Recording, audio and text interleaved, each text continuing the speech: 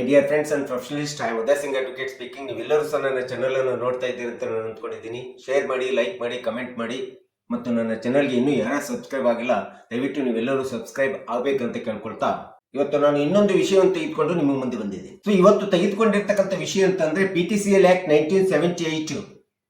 ಪರಿಶಿಷ್ಟ ಜಾತಿ ಪರಿಶಿಷ್ಟ ಪಂಗಡದವರು ತಮ್ಮ ಭೂಮಿಯನ್ನ, ಸರ್ಕಾರ ಗ್ರಾಂಟ್ ಮಾಡಿದಂತ ಭೂಮಿಯನ್ನ ಮಾರಾಟ ಮಾಡಬೇಕಾದ್ರೆ ಹೊಸ ರೂಲ್ಸ್ ಅನ್ನ ಕರ್ನಾಟಕ ಸರ್ಕಾರ ತನ್ನ ರಾಜ್ಯ ಪತ್ರದ ಮೂಲಕ ಹೊರಡಿಸಿದೆ.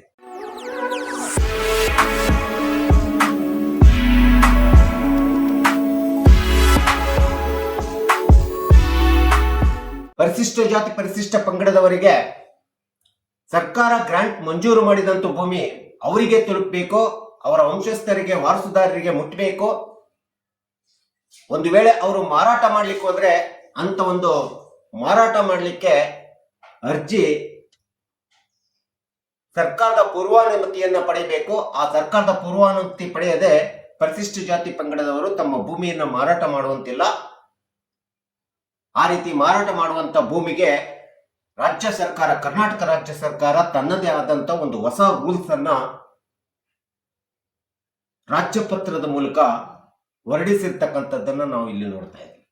ಈ ಮೊದಲು ಪರಿಶಿಷ್ಟ ಜಾತಿ ಪರಿಶಿಷ್ಟ ಪಂಗಡದವರು ಯಾವುದೇ ಒಂದು ಭೂಮಿಯನ್ನು ಮಾರಾಟ ಮಾಡಿದ್ರೆ PTCL ಆಕ್ಟ್ ಪ್ರಕಾರ ಮಾರಾಟ ಮಾಡಲಿಕ್ಕೆ ಬರೋದಿಲ್ಲ ಅಂತಿದ್ರು ಸಹ ಅದು ಮಾರಾಟ ಮಾಡಿದಂತ ಸಂದರ್ಭದಲ್ಲಿ ಅದನ್ನ ಮರುಸ್ಥಾಪನೆ ಮಾಡ್ಬೇಕಂತೇಳಿ ಕಾನೂನು ಹೇಳಿತ್ತು.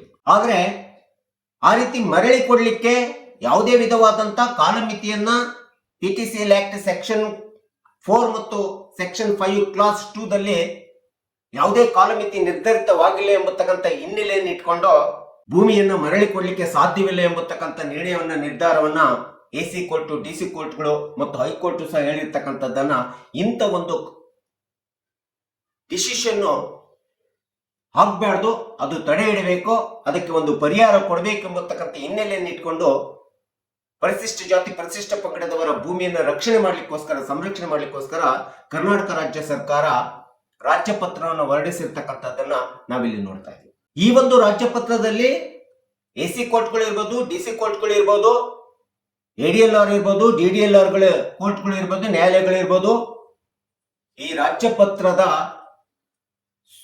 ಮಾರ್ಗದರ್ಶನಗಳನ್ನ, ಸೂಚನೆಗಳನ್ನ, ನಿರ್ದೇಶನಗಳನ್ನ ಪರಿಶಿಷ್ಟ ಜಾತಿ ಪರಿಶಿಷ್ಟ ಪಂಗಡದವರ ಭೂಮಿಯನ್ನ ಮಾರಾಟ ಮಾಡಲಿಕ್ಕೆ ಅರ್ಜಿ ಸಲ್ಲಿಸಿದ್ರೆ ಅದು ಸರ್ಕಾರದ ಪೂರ್ವಾನುಮತಿಯನ್ನ ಪಡ್ಕೋಬೇಕು ಮತ್ತು ಸರ್ಕಾರ ಹೇಳಿರ್ತಕ್ಕಂಥ ಎಲ್ಲ ಮಾರ್ಗಸೂಚಿಗಳನ್ನ ಅನುಸರಿಸಿ ಅನುಮತಿಯನ್ನು ಕೊಡಬೇಕು ಎಂಬತಕ್ಕಂಥ ಹಿನ್ನೆಲೆಗೋಸ್ಕರ ಈ ಒಂದು ರಾಜ್ಯ ಪತ್ರ ಬಂದಿದೆ. ಯಾಕಂದ್ರೆ ಪರಿಶಿಷ್ಟ ಜಾತಿ ಪರಿಶಿಷ್ಟ ಪಂಗಡದವರ ಬಡತನ, ಮುಗ್ಧತೆ ಮತ್ತು ಅವರ ಮೌಢ್ಯತೆಗಳನ್ನ ಬಲಿಷ್ಠ ವರ್ಗದವರು ದುರುಪಯೋಗ ಪಡಿಸಿಕೊಂಡು ಮಾರುಕಟ್ಟೆ ಬೆಲೆಗಿಂತ ಕಡಿಮೆ ಅಥವಾ ಮಾರುಕಟ್ಟೆ ಬೆಲೆಯನ್ನ ಸಹ ಕೊಡದೆ ಮಾರುಕಟ್ಟೆಯ ದರರಹಿತವಾಗಿ ಅಡಮಾನವನ್ನು ಮಾಡಿಕೊಂಡು ಅವರ ಆಸ್ತಿಯನ್ನ ಕಬಳಿಸುವಂತ ಒಂದು ವ್ಯವಸ್ಥೆ ಏನಿತ್ತು ಅದನ್ನ ತಡೆಗಟ್ಟಬೇಕೋಸ್ಕರ ಈ ಒಂದು ಹೊಸ ರೂಲ್ಸ್, ಮಾರ್ಗಸೂಚಿಗಳನ್ನ ಹೊರಡಿಸಿರ್ತಕ್ಕಂಥದ್ದು ನಾವಿಲ್ಲಿ ನೋಡ್ತಾ ಇದ್ದೀವಿ. ಅಷ್ಟೇ ಅಲ್ಲದೆ ಪರಿಶಿಷ್ಟ ಜಾತಿ ಪರಿಶಿಷ್ಟ ವರ್ಗದವರು ಸರ್ಕಾರದ ಪೂರ್ವಾನುಮತಿ ಇಲ್ಲದೆ ಯಾವುದೇ ಭೂಮಿಯನ್ನ ಮಾರಾಟ ಮಾಡುವಂತಿಲ್ಲ. ಒಂದು ವೇಳೆ ಮಾರಾಟವಾಗಿದ್ದರೂ ಸಹ ಅಂತ ಭೂಮಿಯನ್ನ ಅವರ ವಾರಸುದಾರರಿಗೆ, ಅವರ ಉತ್ತರಾಧಿಕಾರತ್ವವನ್ನು ವಹಿಸಿರ್ತಕ್ಕಂಥವರಿಗೆ ಮರಳಿ ಸ್ಥಾಪನೆ ಮಾಡಬೇಕೆಂಬತಕ್ಕಂಥ ಉದ್ದೇಶವೂ ಸಹ ಈ ಕರ್ನಾಟಕ ರಾಜ್ಯ ಪತ್ರದ್ದಾಗಿದೆ, ಹೊಸ ರೂಲ್ಸ್ ಹೊರಡಿಸಿರ್ತಕ್ಕಂಥದ್ದು.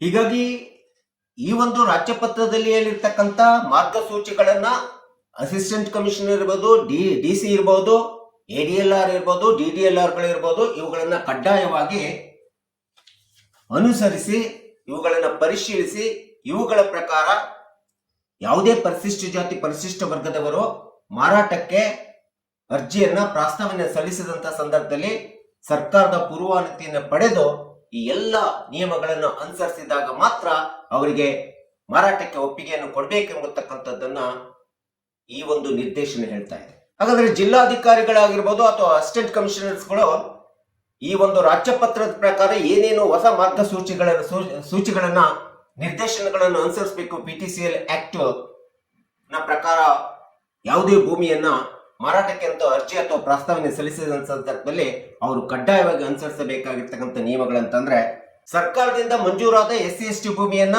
ಯಾವುದೇ ಒಬ್ಬ ವ್ಯಕ್ತಿ ಮಾರಾಟಕ್ಕೆ ಅರ್ಜಿ ಸಲ್ಲಿಸಿದ್ರೆ ಪ್ರಸ್ತಾವನೆ ಇಟ್ಟಂತ ಸಂದರ್ಭದಲ್ಲಿ ಅವನು ಖುದ್ದಾಗಿ ತಹಸೀಲ್ದಾರರ ಮುಂದೆ ಬಂದ್ಬಿಟ್ಟು ಅವನು ಅಥವಾ ವಾರಸುದಾರರು ತಹಸೀಲ್ದಾರರ ಮುಂದೆ ಬಂದು ಕಡ್ಡಾಯವಾಗಿ ನಿಯಮ 6ರಂತೆ ಫಾರ್ಮ್ ನಂಬರ್ 3 ಅನ್ನ ದಾಖಲೆಗಳ ಮೂಲಕ ತುಂಬಿಕೊಡ್ಬೇಕಾಗುತ್ತೆ. ಇದು ಮೊಟ್ಟ ಮೊದಲನೇ ನಿಯಮ ಅಥವಾ ನಿರ್ದೇಶನ. ಇನ್ನು ಎರಡನೇದಂತಂದ್ರೆ, ಆ ರೀತಿ ಮಾರಾಟಕ್ಕೆಂದು ಪ್ರಸ್ತಾವನೆ ಸಲ್ಲಿಸಿದಂತ ಪರಿಶಿಷ್ಟ ಜಾತಿ ಪರಿಶಿಷ್ಟ ವರ್ಗದ ಭೂಮಿ ವಾರಸುದಾರ ಏನಿರ್ತಾನೆ ಅಥವಾ ಗ್ರಾಂಟ್ ಮಂಜೂರಾದಂತ ಮಾಲೀಕನೇನಿರ್ತಾನೆ ಅವನು ತನ್ನ ಜಾತಿ ಪ್ರಮಾಣವನ್ನ ಮತ್ತು ವಂಶವೃಕ್ಷವನ್ನ ಸಂಬಂಧಪಟ್ಟಂತ ಸಕ್ಷಮ ಅಧಿಕಾರಿಗಳ ಮೂಲಕ ತೆಗೆದುಕೊಂಡು ಸಲ್ಲಿಸಬೇಕಾಗುತ್ತೆ. ಇದು ಎರಡನೇ ಒಂದು ನಿರ್ದೇಶನ. ಮಾರಾಟ ಮಾಡಲಿಕ್ಕೆ ಪ್ರಸ್ತಾವನೆ ಸಲ್ಲಿಸಿದಂತ ಮಾರಾಟಗಾರ ಮತ್ತು ಅದನ್ನ ಖರೀದಿ ಮಾಡಲಿಕ್ಕೆ ಬಂದಿರತಕ್ಕಂತ ಖರೀದಿದಾರರ ಮಧ್ಯೆ ಆಗಿರ್ತಕ್ಕಂಥ ಕರಾರು ಪತ್ರ ಅಂತೇನಿದೆ, ಅದು ಸೇಲ್ ಅಗ್ರಿಮೆಂಟ್ ಇರ್ಬೋದು ಅಥವಾ ಅಗ್ರಿಮೆಂಟ್ ಇರಬಹುದು. ಆ ಕರಾರು ಪತ್ರವನ್ನು ಕೂಡ ಸಂಬಂಧಪಟ್ಟಂತ ತಹಸೀಲ್ದಾರರ ಮುಂದೆ ಹಾಜರುಪಡಿಸಬೇಕಾಗುತ್ತೆ. ಇನ್ನು ಮಾರಾಟ ಮಾಡಲಿಕ್ಕೆ ಏನು ಮಂಜೂರುದಾರ ಮುಂದೆ ಬರ್ತಾನೆ, ತಾನು ಪರಿಶಿಷ್ಟ ಜಾತಿಯ ಸರ್ಕಾರದಿಂದ ಮಂಜೂರಾದ ಭೂಮಿಯನ್ನ ಮಾರಾಟ ಮಾಡ್ತಾನೆ ಅಂದ್ರೆ ಅದಕ್ಕೆ ಬದಲಾಗಿ ಇನ್ನೊಂದು ಭೂಮಿಯನ್ನ ಕೊಂಡ್ಕೊಳ್ಬೇಕಂತೇಳಿ ಹೇಳ್ತದೆ ನಿಯಮ. ಆ ಭೂಮಿಯನ್ನು ಕೊಂಡ್ಕೊಂಡಿದ್ದೀನಿ ಎಂಬತಕ್ಕಂಥದಕ್ಕೆ ಅದರ ಒಂದು ಸೇಲ್ ಡೀಡ್ ಖರೀದಿ ಕರಾರು ಪತ್ರದ ರಿಜಿಸ್ಟರ್ಡ್ ಸೇಲ್ ಡೀಡ್ ಖರೀದಿ ಕರಾರು ಪತ್ರ ನೋಂದಣಿ ಆಗಿರ್ತಕ್ಕಂಥದ್ದನ್ನ ದಾಖಲೆಯಾಗಿ ಕೊಡಬೇಕಾಗುತ್ತೆ ಮಾರಾಟಕ್ಕೆಂದು ಪ್ರಸ್ತಾವನೆ ಸಲ್ಲಿಸಿದಂತ ಸಂದರ್ಭದಲ್ಲಿ, ಅರ್ಜಿ ಸಲ್ಲಿಸಿದಂತ ಸಂದರ್ಭದಲ್ಲಿ. ಸೊ ಈ ರೀತಿ ಸರ್ಕಾರದಿಂದ ಮಂಜೂರಾದಂತ ಭೂಮಿಯ ಮೂಲ ದಾಖಲೆಗಳಾಗಿರ್ತಕ್ಕಂಥ ಸಾಗುವಳಿ ಚೀಟಿ ಇರ್ಬೋದು, ದರ್ಖಾಸ್ತ್ ಇರ್ಬೋದು, ಗ್ರಾಂಟೆಡ್ ರಿಜಿಸ್ಟರ್ಡ್ ಇರ್ಬೋದು, ಅದಕ್ಕೆ ಸಂಬಂಧಪಟ್ಟಂತ ಫೈಲ್ ಇರ್ಬೋದು ಮತ್ತು ಸಂಬಂಧಪಟ್ಟಂತ ತಾಲೂಕಿನ ತಹಸೀಲ್ದಾರರು ದೃಢೀಕರಿಸಿದಂತ ಅಧಿಕೃತ ಜ್ಞಾಪನ ಪತ್ರ, ಈ ಎಲ್ಲ ಮೂಲ ದಾಖಲೆಗಳನ್ನ ಮಂಜೂರುದಾರ ಸಲ್ಲಿಸಬೇಕಾಗುತ್ತೆ ಆ ಒಂದು ಸರ್ಕಾರದಿಂದ ಗ್ರಾಂಟ್ ಆದಂತ PTCL SC/ST ಭೂಮಿ ಮಾರಾಟ ಮಾಡಬೇಕಾದ್ರೆ. ಅಷ್ಟೇ ಅಲ್ಲದೆ ಈ ಭೂಮಿಯನ್ನ ಮಾರಾಟ ಮಾಡುವಂತ ಸಂದರ್ಭದಲ್ಲಿ ತನ್ನ ಅಕ್ಕಪಕ್ಕದಲ್ಲಿರ್ತಕ್ಕಂಥ ಜಮೀನುಗಳ ಬಗ್ಗೆ ಮಾಹಿತಿಯನ್ನು ಕೊಡಬೇಕು, ಆ ಸ್ಥಳದ ಬಗ್ಗೆ ಮಾಹಿತಿಯನ್ನು ಕೊಡಬೇಕಾಗುತ್ತೆ ಮತ್ತು ತನಿಖಾ ವರದಿಯನ್ನ ಸಲ್ಲಿಸಬೇಕಾಗುತ್ತೆ. ಆ ಭೂಮಿಯ ಲಕ್ಷಣ, ಮಣ್ಣಿನ ಲಕ್ಷಣ ಏನಿದೆ ಅಂತೇಳಿ ಕೂಡ ತಿಳಿಸ್ಬೇಕಾಗುತ್ತೆ ಮತ್ತು ತನಗೆ ಗ್ರಾಂಟ್ ಆಗಿರ್ತಕ್ಕಂಥ ಸ್ವಾಧೀನತೆ ಬಗ್ಗೆಯನ್ನ ಹೇಳಬೇಕಾಗುತ್ತೆ. ಈ ಎಲ್ಲ ಮೂಲ ದಾಖಲೆಗಳ ಮೂಲಕ ಸಂಬಂಧಪಟ್ಟಂತ ತಹಸೀಲ್ದಾರ್ಗೆ ಮತ್ತು ಉಪವಿಭಾಗದ ಅಧಿಕಾರಿಗೆ ಸಲ್ಲಿಸತಕ್ಕಂಥದ್ದು ತುಂಬಾ ಅವಶ್ಯಕತೆ ಅಂತೇಳಿ ಈ ಒಂದು ರಾಜ್ಯ ಕರಾರು ಪತ್ರದಲ್ಲಿ ನಿರ್ದೇಶನವನ್ನು ಕೊಟ್ಟಿರ್ತಕ್ಕಂಥದ್ದು, ಸೂಚನೆಯನ್ನ ಕೊಟ್ಟಿರ್ತಕ್ಕಂಥದ್ದು ಅಥವಾ ಹೊಸ ರೂಲ್ಸ್ ಆಗಿ ಹೇಳಿರ್ತಕ್ಕಂಥದ್ದು ನಾವು ನೋಡ್ತೀವಿ. ಸೊ ಇನ್ನು ಇಂಥ ಒಂದು ಜಮೀನನ್ನ ಮಾರಾಟ ಮಾಡಬೇಕಾದ್ರೆ ಮಾರಾಟ ಮಾಡ್ಲಿಕ್ಕೆ ಹೋಗುವಂತ ಸಂದರ್ಭದೊಳಗಡೆ ಸರ್ಕಾರದ ಅನುಮೋದನೆ ಪಡೆದಂತ ದಾಖಲೆಗಳಿರ್ಬೇಕು, ಅದಕ್ಕೆ ಜಮೀನಿಗೆ ಸಂಬಂಧಪಟ್ಟಂತ ಆಕಾರ ಬಂದಿರಬೇಕು ಮತ್ತು ಸಕ್ರಮ ಪ್ರಾಧಿಕಾರದಿಂದ ಮಂಜೂರಾದಂತ ಜಮೀನಿನ ಆದೇಶವನ್ನು ಸಹ ಕೊಡ್ಬೇಕಂತೇಳಿ ಈ ಮಾರ್ಗಸೂಚಿ ಹೇಳ್ತಾ ಇದೆ. ಇದರ ಜೊತೆಗೆ ಪೋಡಿ ಇರ್ಬೋದು, ದುರಸ್ತಿ ಇರ್ಬೋದು, ಭೂಮಿಯ ದುರಸ್ತಿ ಇರ್ಬೋದು, ಅದರ ಬಗ್ಗೆ ಆಗಿರ್ತಕ್ಕಂಥ ದೃಢೀಕರಣ ಮತ್ತು ಅದಕ್ಕೆ ಸಂಬಂಧಪಟ್ಟಂತ ಸರ್ವೆ ದಾಖಲೆಗಳನ್ನು ಸಹ ಹಾಜರುಪಡಿಸಬೇಕಂತೇಳಿ ಹೇಳಲಾಗ್ತಿದೆ. ಅಷ್ಟೇ ಅಲ್ಲದೆ 1978 PTCL ಕಾಯ್ದೆ ಪ್ರಕಾರ ಇಂಥ ಒಂದು ಭೂಮಿಯನ್ನ ಮಾರಾಟಕ್ಕೆಂದು ಮಂಜೂರು ಅರ್ಜಿಯನ್ನ ಪ್ರಸ್ತಾವನೆಯನ್ನ ಇಟ್ಟಂತ ಸಂದರ್ಭದಲ್ಲಿ ಕಲಂ 5ರಂತೆ PTCL ಆಕ್ಟ್ ಕಲಂ 5ರಂತೆ ಆ ರೀತಿ ಮಂಜೂರಾದಂತ ಭೂಮಿ ಮಂಜೂರುದಾರನಿಗೆ ಅಥವಾ ವಾರಸುದಾರನಿಗೆ ಕಾನೂನುಬದ್ಧವಾಗಿ ಮರುಸ್ಥಾಪನೆ ಆಗಿದೆಯೋ ಇಲ್ಲವೋ ಎಂಬುದರ ಬಗ್ಗೆ ಸಹ ಸಂಬಂಧಪಟ್ಟಂತ ತಹಸೀಲ್ದಾರ್ ಇರ್ಬೋದು, AC ಇರ್ಬೋದು, DC ಇರ್ಬೋದು, ಇದನ್ನ ಕಡ್ಡಾಯವಾಗಿ ಪರಿಶೀಲಿಸಬೇಕು ಮತ್ತು ಖಚಿತಪಡಿಸಿಕೊಳ್ಳಬೇಕು. ಇಷ್ಟೇ ಅಲ್ಲದೆ ಮಾರಾಟ ಮಾಡಲು ಉದ್ದೇಶಿಸಿರ್ತಕ್ಕಂಥ ಭೂಮಿ ಅಂತಂದ್ರೆ ಆ ಭೂಮಿ ಬಗ್ಗೆ EC ಅನ್ನು ಕೂಡ ತೆಗೆದುಕೊಡ್ಬೇಕು. ಎನ್ಕಂಬರೆನ್ಸ್ ಸರ್ಟಿಫಿಕೇಟ್, ಋಣಭಾರ ಪ್ರಮಾಣ ಪತ್ರವನ್ನು ಸಹ ತೆಗೆಸಿ ಕೊಡ್ಬೇಕಂತೇಳಿ ಮಾರ್ಗಸೂಚಿಯಲ್ಲಿ ಹೇಳಲಾಗಿದೆ.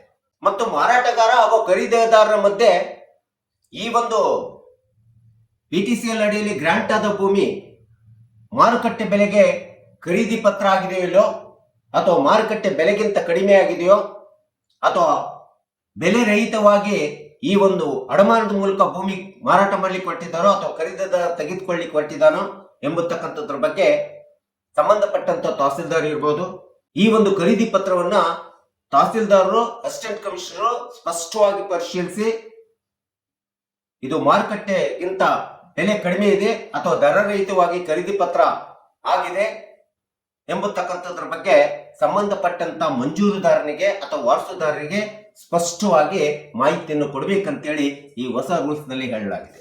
ಒಂದು ವೇಳೆ ಇಂಥ ಒಂದು ಪರಿಶಿಷ್ಟ ಜಾತಿ ಪರಿಶಿಷ್ಟ ಜನಾಂಗದ ಭೂಮಿಯನ್ನ ಈ ಒಂದು ಕಾಯ್ದೆ ಅಡಿ ಒಳಗಡೆ ಮಂಜೂರಾದಂತ ವ್ಯಕ್ತಿ ಅಥವಾ ವಾರಸುದಾರರು ಯಾರಾದ್ರೂ ಮಾರಾಟ ಮಾಡಲಿಕ್ಕೆ ಪ್ರಸ್ತಾವನೆ ಅರ್ಜಿಯನ್ನು ಸಲ್ಲಿಸಿದಾಗ ಆ ಭೂಮಿಯನ್ನು ಮಾರುಕಟ್ಟೆ ಬೆಲೆಗೆ ಒಂದು ವೇಳೆ ಖರೀದಿದಾರ ಖರೀದಿ ಮಾಡಿಕೊಂಡಿದ್ರು ಸಹ ಆ ರೀತಿ ಸರ್ಕಾರದ ಪೂರ್ವಾನುಮತಿಯನ್ನು ಪಡ್ಕೊಂಡು ಈ ಎಲ್ಲ ನಿಯಮಗಳನ್ನು ಅನುಸರಿಸಿ ಪೂರ್ವಾನುಮತಿಯನ್ನು ಪಡ್ಕೊಂಡು ಮಾರಾಟ ಮಾಡಿದಾಗ ಖರೀದಿದಾರ ಕೊಂಡ್ಕೊಂಡಂತ ಸಂದರ್ಭದಲ್ಲಿ ಅಂತ ಒಬ್ಬ ಖರೀದಿದಾರ ತಾನು ಮಾರಾಟಗಾರನಿಗೆ ಹಣ ಸಂದಾಯ ಮಾಡ್ಬೇಕಾದ್ರೆ ಮೊತ್ತವನ್ನು ಸಂದಾಯ ಮಾಡ್ಬೇಕಾದ್ರೆ ಅಂತ ಒಂದು ಮೊತ್ತ ಅಕೌಂಟ್ ಪೇ ಮೂಲಕ ಮಾಡಬೇಕು ಅಥವಾ ಡಿ ಮೂಲಕ ಮಾಡಬೇಕು, ಡಿಮ್ಯಾಂಡ್ ಡ್ರಾಫ್ಟ್ ಮೂಲಕ ಮಾಡಬೇಕು ಅಥವಾ ನೆಫ್ಟ್ ಮಾಡಬೇಕು ಅಥವಾ RTGS ಮೂಲಕನೇ ಮಾಡಬೇಕು ಎಂಬತಕ್ಕಂತ ಕಂಡೀಷನ್ ನಿಯಮವನ್ನ ನಿರ್ದೇಶನವನ್ನ ಈ ಒಂದು ಕರ್ನಾಟಕ ರಾಜ್ಯ ಪತ್ರದಲ್ಲಿ ಕೊಟ್ಟಿರ್ತಕ್ಕಂಥದ್ದು ನಾವು ನೋಡ್ತಾ ಇದ್ದೀವಿ. ಸೊ ಇಂಥ ಒಂದು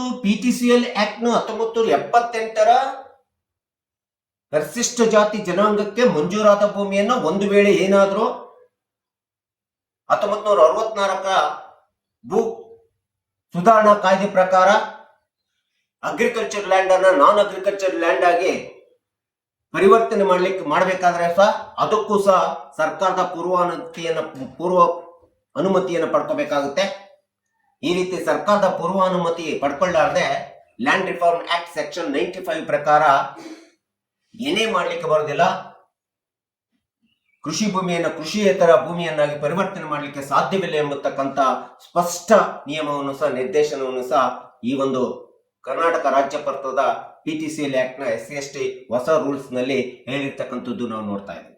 ಇನ್ನು ಕೊನೆಯದಾಗಿ ಹೇಳ್ಬೇಕಂತಂದ್ರೆ PTCL ಆಕ್ಟ್ ನಿಂದ ಮಂಜೂರಾದಂತ ಭೂಮಿಯನ್ನ ಮಾರಾಟ ಮಾಡಲಿಕ್ಕೆ ಪ್ರಸ್ತಾವನೆ ಹಾಕಿದಂತ ಸಂದರ್ಭದಲ್ಲಿ ಅರ್ಜಿ ಹಾಕಿದಂತ ಸಂದರ್ಭದಲ್ಲಿ ಆ ಅರ್ಜಿಯನ್ನು ಕೂಡ ಈ ಆಫೀಸ್ ರೆವಿನ್ಯೂ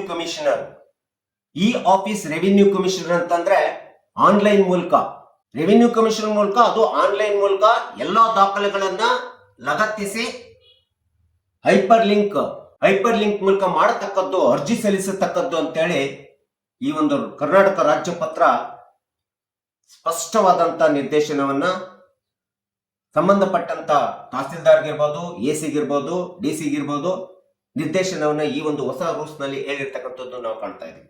ಈ ಎಲ್ಲ ಮಾರ್ಗಸೂಚಿಗಳನ್ನ, ನಿಯಮಗಳನ್ನ, ನಿರ್ದೇಶನಗಳನ್ನ ತಹಸೀಲ್ದಾರು, AC, DC ಸ್ಪಷ್ಟವಾಗಿ ಅನುಕರಣೆ ಮಾಡಿಬಿಟ್ಟು ಪರಿಶೀಲಿಸಿ ಮಂಜೂರುದಾರನಿಂದ ವಾರಸುದಾರನಿಂದ ಅಥವಾ ಅವರ ವಾರಸುದಾರನಿಂದ ಮಾರಾಟದ ಅರ್ಜಿ ಪ್ರಸ್ತಾವನೆಯನ್ನ ಸಂಬಂಧಪಟ್ಟಂತ ತಹಸೀಲ್ದಾರ್ಗೆ ಕೊಡಬೇಕಾಗುತ್ತೆ.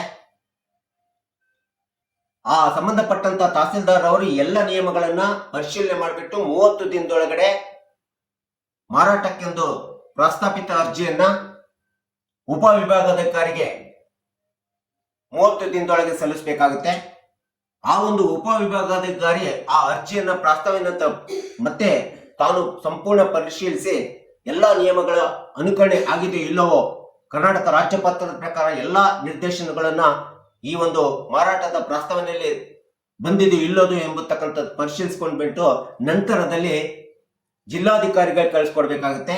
ಜಿಲ್ಲಾಧಿಕಾರಿಗಳು ಸಹ ಈ ಒಂದು ಮಾರಾಟದ ಪ್ರಸ್ತಾಪಿತ ಅರ್ಜಿಯನ್ನು ಪರಿಶಿಷ್ಟ ಜಾತಿ ಜನಾಂಗದ ಭೂಮಿ ಅರ್ಜಿಯನ್ನ 30 ದಿನದೊಳಗಡೆ ಸಂಪೂರ್ಣವಾಗಿ ಎಲ್ಲ ರಾಜ್ಯ ಪತ್ರದ ನಿಯಮಗಳು, ಹೊಸ ರೂಲ್ಸ್ ಗಳನ್ನ, ಸೂಚನೆಗಳನ್ನ ಅನುಸರಿಸಲಾಗಿದೋ ಇಲ್ಲೋ, ಫುಲ್ಫಿಲ್ ಆಗಿದೋ ಇಲ್ಲೋ ಎಂಬತಕ್ಕಂಥದ್ದನ್ನ ಸ್ಪಷ್ಟವಾಗಿ ನೋಡ್ಕೊಂಡ್ಬಿಟ್ಟು ನಂತರದಲ್ಲಿ ಇಂಥ ಒಂದು ಪರಿಶಿಷ್ಟ ಜಾತಿ ಮತ್ತು ಜನಾಂಗದ ಮಾರಾಟದ ಪ್ರಸ್ತಾಪಿತ ಅರ್ಜಿಯನ್ನ ಸಂಬಂಧಪಟ್ಟಂತ ಜಿಲ್ಲಾಧಿಕಾರಿಗಳು ಸರ್ಕಾರಕ್ಕೆ ಕಳಿಸಿಕೊಡಬೇಕು. ಸರ್ಕಾರದ ಪೂರ್ವಾನುಮತಿಯನ್ನು ಪಡೆದ ನಂತರವೇ ಪರಿಶಿಷ್ಟ ಜಾತಿ ಪರಿಶಿಷ್ಟ ಪಂಗಡದವರ ಭೂಮಿಯನ್ನ ಮಾರಾಟ ಮಾಡಲಿಕ್ಕಿದೆ ಎಂಬತಕ್ಕಂಥದ್ದನ್ನ ಈ ಒಂದು ಕರ್ನಾಟಕ ರಾಜ್ಯ ಪತ್ರದಲ್ಲಿ ಈ ಎಲ್ಲ ಮಾರ್ಗಸೂಚಿಗಳನ್ನ ನಿರ್ದೇಶನಗಳನ್ನ ಸಂಬಂಧಪಟ್ಟಂತ ರೆವಿನ್ಯೂ ಅಧಿಕಾರಿಗಳಿಗೆ ಕೊಟ್ಟಿರ್ತಕ್ಕಂಥದ್ರ ಹಿನ್ನೆಲೆ ಏನಂತಂದ್ರೆ ಪರಿಶಿಷ್ಟ ಜಾತಿ ಪರಿಶಿಷ್ಟ ಜನಾಂಗಕ್ಕೆ ಸರ್ಕಾರದಿಂದ ಮಂಜೂರಾದ ಭೂಮಿ ಅವರ ಸಂರಕ್ಷಣೆ ಇರಬೇಕು ಮತ್ತು ಅವರ ಯೋಗಕ್ಷೇಮ ಅವರ ಕಲ್ಯಾಣಕ್ಕೋಸ್ಕರ ಇರಬೇಕು. ಪರಿಶಿಷ್ಟ ಜಾತಿ ಪರಿಶಿಷ್ಟ ಜನಾಂಗದವರನ್ನ ರಕ್ಷಣೆ ಮಾಡಬೇಕು. ಅವರ ಭೂಮಿ ಸರ್ಕಾರದಿಂದ ಗ್ರಾಂಟ್ ಆದ ಭೂಮಿ ಅವರಿಗೆ ಮತ್ತು ಅವರ ವಾರಸುದಾರರಿಗೆ ಮಂಜೂರಾಗಬೇಕು. ಒಂದು ವೇಳೆ ಆಗೇನಾದ್ರೂ ಮಾರಾಟ ಮಾಡಿದ್ರೆ ಆ ಮಾರಾಟ ಮಾಡಿರ್ತಕ್ಕಂಥ ಭೂಮಿಯನ್ನ ಮತ್ತೆ ಮರಳಿ ಪರಿಶಿಷ್ಟ ಜಾತಿ ಪರಿಶಿಷ್ಟ ಜನಾಂಗದ ಮಂಜೂರಾದಾರನಿಗೆ ಅಥವಾ ಅವರ ಉತ್ತರಾಧಿಕಾರಕ್ಕೆ ಅಥವಾ ಅವರ ವಾರಸುದಾರರಿಗೆ ತಲುಪಬೇಕು ಎಂಬತಕ್ಕಂಥ ಉತ್ಕೃಷ್ಟವಾದಂತ ಉತ್ತಮವಾದಂತ ಆಶಯವನ್ನು ಇಟ್ಕೊಂಡು ಕರ್ನಾಟಕ ರಾಜ್ಯ ಸರ್ಕಾರ ಈ ಒಂದು ರಾಜ್ಯ ಪತ್ರವನ್ನ ಅಧಿಸೂಚನೆಯನ್ನು ಹೊರಡಿಸಿ ರೂಲ್ಸ್ ಗಳನ್ನ ಜಾರಿಗೊಳಿಸಿರ್ತಕ್ಕಂಥದ್ದು ಒಂದು ಉತ್ತಮ ಉತ್ಕೃಷ್ಟ ಮತ್ತು ಶ್ಲಾಘನೀಯ ಅಂತೇಳಿ ಹೇಳ್ಕೊಳ್ತಾ ಈ ಒಂದು ನೋಟಿಫಿಕೇಶನ್ ಅನ್ನ ಸಂಬಂಧಪಟ್ಟಂತ ಎಲ್ಲ ಅಧಿಕಾರಿಗಳು ಇನ್ನು ಮೇಲೆ ಅನುಸರಿಸಬೇಕೆಂಬತಕ್ಕಂಥ ಹಿನ್ನೆಲೆಯನ್ನು ಇಟ್ಕೊಂಡು ಈ ಒಂದು ಕರ್ನಾಟಕ ರಾಜ್ಯ ಪತ್ರದ PTCL ಆಕ್ಟ್ ನ 1978 ಪರಿಶಿಷ್ಟ ಜಾತಿ ಪರಿಶಿಷ್ಟ ಜನಾಂಗದ ಭೂಮಿಯನ್ನು ಮಾರಾಟ ಮಾಡಲಿಕ್ಕೆ ಅರ್ಜಿ ಸಲ್ಲಿಸಲಿಕ್ಕೆ ಪ್ರಸ್ತಾವನೆ ಬಂದಂತ ಸಂದರ್ಭದಲ್ಲಿ ಈ ರೂಲ್ಸ್ ಗಳನ್ನ ನಿರ್ದೇಶನಗಳನ್ನ ಅನುಸರಿಸಬೇಕೆಂಬತಕ್ಕಂಥ ಹಿನ್ನೆಲೆಯ ಮಾಹಿತಿಯ ಕಕ್ಷಿದಾರರಿಗೆ ಸಾರ್ವಜನಿಕರಿಗೆ ಮತ್ತು ಎಲ್ಲರಿಗೂ ಗೊತ್ತಾಗಲಿ ಎಂಬತಕ್ಕಂಥ ಹಿನ್ನೆಲೆಯನ್ನು ಇಟ್ಕೊಂಡು ನಾನು ಈ ವಿಡಿಯೋನ ಹೇಳಿದ್ದೀನಿ. ದಯವಿಟ್ಟು ನನ್ನ ವಿಡಿಯೋ ಇಷ್ಟ ಆಗಿದ್ರೆ ಶೇರ್ ಮಾಡಿ, ಲೈಕ್ ಮಾಡಿ, ಕಮೆಂಟ್ ಮಾಡಿ ಮತ್ತು ನನ್ನ ಚಾನಲ್ಗೆ ಇನ್ನೂ ಯಾರ್ಯಾರು ಸಬ್ಸ್ಕ್ರೈಬ್ ಆಗಿಲ್ಲ ನೀವೆಲ್ಲರೂ ಸಬ್ಸ್ಕ್ರೈಬ್ ಆಗಬೇಕಂತ ಕೇಳ್ಕೊಳ್ತಾ ಇವತ್ತಿನ ವಿಷಯಕ್ಕೆ ವಿರಾಮವನ್ನು ಹೇಳ್ತೀನಿ. ಇನ್ನೊಂದು ವಿಷಯ ಅಂತ ಇಟ್ಕೊಂಡು ನಿಮ್ಮ ಮುಂದೆ ಬರ್ತೀನಿ. ಜೈ ಹಿಂದ್, ಜೈ ಕರ್ನಾಟಕ.